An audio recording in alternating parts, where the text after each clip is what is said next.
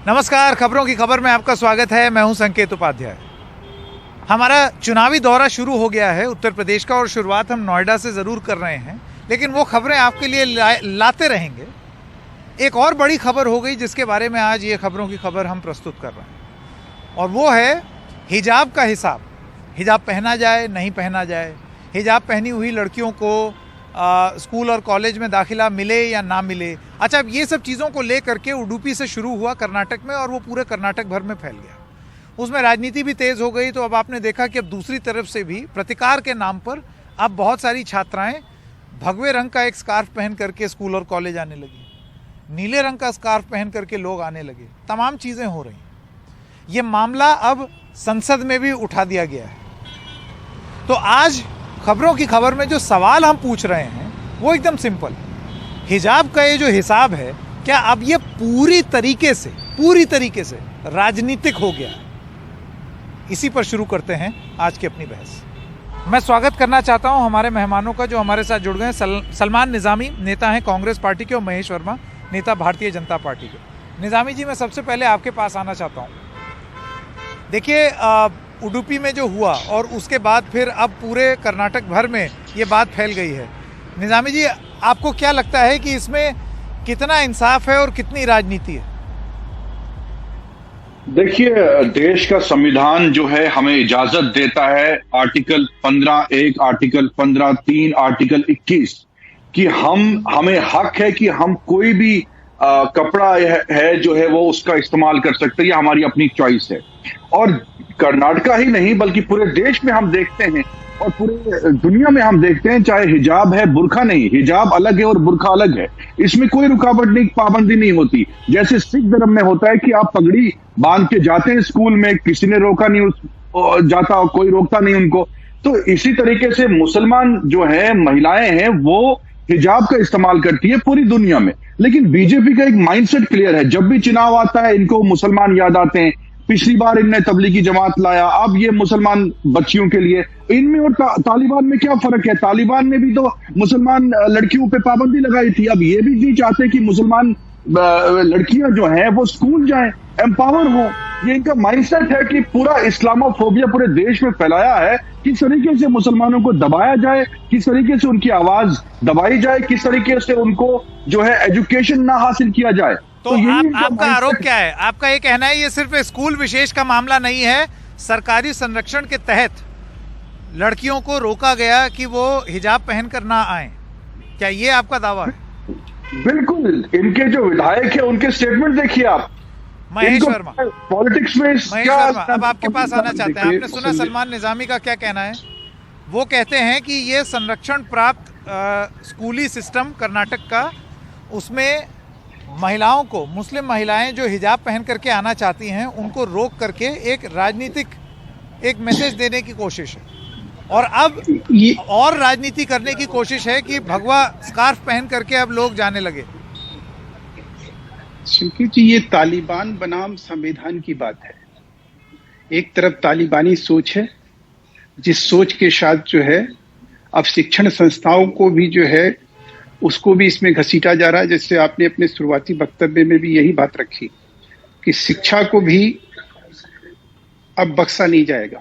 शिक्षा के का भी जिस तरह से एक स्वरूप गढ़ा जा रहा है, उसके बारे में भी जो चीज कही जा रही है वो अपने आप में इतना हास्यास्पद है कि इस देश के संविधान पे सवाल खड़ा करने वाले लोग ये पैदा हो गए हैं। महेश जी, ये आरोप भारतीय जनता पार्टी की तरफ से है, जो कि काफी समय से लग रहा है कि वो जो महिलाएं हैं जो कि हिजाब पहन करके स्कूल जाना चाहती हैं, कॉलेज जाना चाहती हैं, वो अपनी स्वेच्छा से ये नहीं कर रही हैं, उनसे करवाया जा रहा है।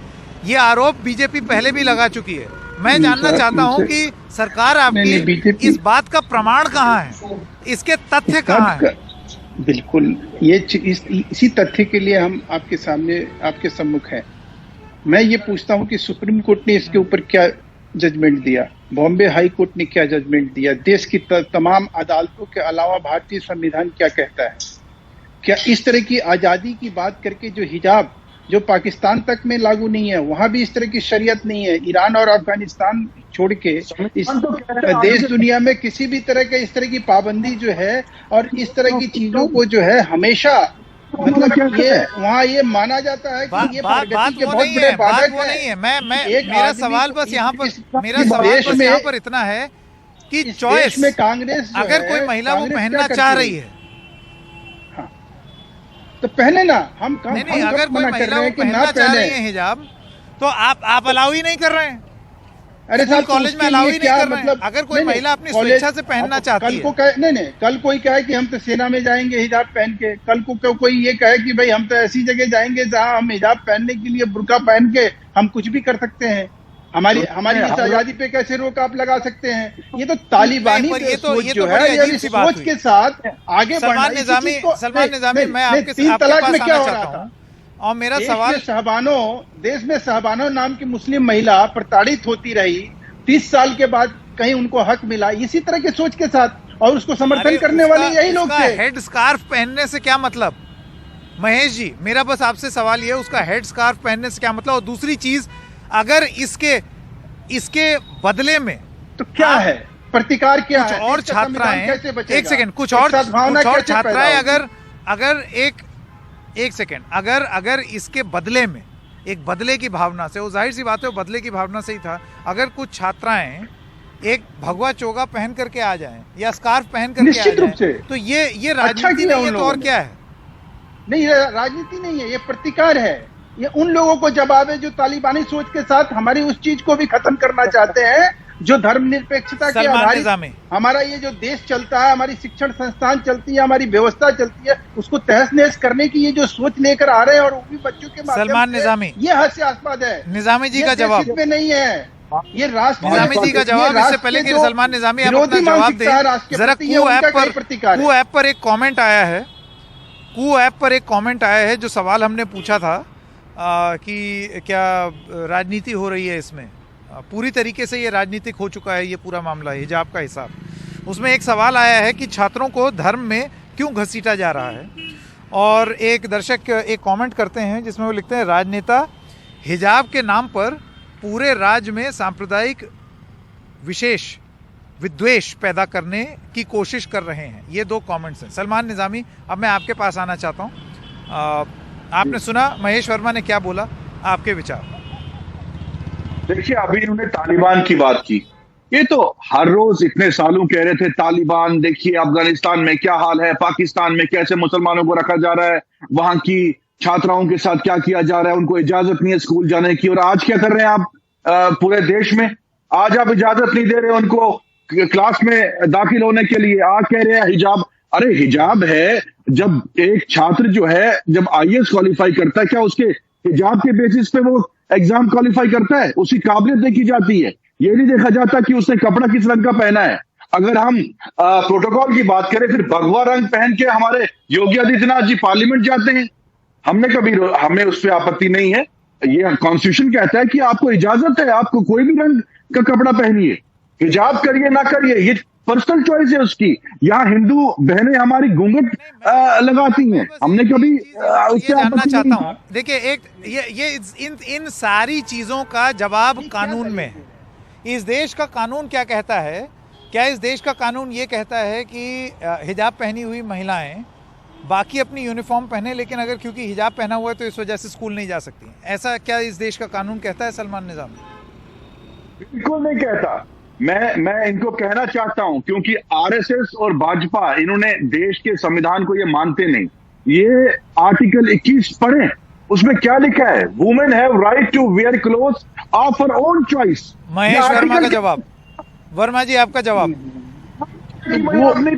वो पहने ना, उसके पहनावे पे, उसके दिखावे पे, उसकी सोच पे, उसकी समझ पे वो सब चीज करे, लेकिन कम से कम वो विद्यालय जो है जहाँ पे एक मतलब इस तरह की चीजों का जो है कहीं आप दिखावा करते हो, इस तरह की धार्मिक कोई चीज, अगर आप मुझे कानूनी बात बताइए। देखिए, ऐसा है कि इस तरीके की चीज बोल करके उन्माद, संविधान तो स्कार्फ पहनने से उन्माद कैसे पैदा हो रहा है? महेश जी, बस इतना जानना चाहता हूँ। हाँ, ये मैं आपको बता रहा हूँ कि हिजाब जो आप हिजाब की बात कर रहे हैं, हिजाब इनके धार्मिक एक व्यवस्था है जिसके तहत हर एक मुस्लिम लड़कियों को सार्वजनिक प्लेस पे, सार्वजनिक जगह पे जाते वक्त वो पहनाते हैं। वो पहनते हैं, कई बच्चियां पहनती हैं, कई नहीं पहनती है। स्कूलों में इस तरह की चीजें करने के ऊपर किसी भी तरह से कोई भी स्कूल में आप देखिए उनके ड्रेस कोड एक होते हैं। अब कोई क्रिश्चियन लड़की जाए वो कुछ और पहन के जाए, कोई हिंदू लड़की जाए वो कुछ और पहन के जाए, फिर उसमें भाई कोई सिख देखिए लड़की देखिए जाए अब वो मेरे कुछ पास और समय पहन के खत्म हो जाए। गया है। तो महेश ये वर्मा जी क्या- और सलमान निजामी, स्कूल के मैंने क्योंकि स्कूल ये क्या चर्चा का मुद्दा शुरू हुआ है और कई महीनों से और कई हफ्तों से इसका चर्चा कर्नाटक में हो रही है। इसके अलावा आज संसद में भी इसके बारे में चर्चा हुई। तो सबसे बड़ी बात यह है कि एक पोजीशन क्लियर हो जानी चाहिए। क्या हम ये कह रहे हैं कि हिजाब अलाउड नहीं है? और अगर नहीं है, हिजाब बैन है अगर स्कूल में, तो फिर इस चीज़ का कॉन्स्टिट्यूशनल पोजीशन क्या है? क्या इस पर एक चर्चा होनी चाहिए? संसद में ये मामला पहुंच गया है और शायद अब उम्मीद यही है कि वहां से कुछ क्लैरिटी मिलेगी या अदालतों से। वक्त है एक छोटे से ब्रेक का। ब्रेक के बाद जब आएंगे तो आपको सुनाएंगे कि प्रधानमंत्री मोदी ने आज अपनी जो स्पीच दी पार्लियामेंट में, उसमें उन्होंने कोरोना को लेकर के क्या बोला।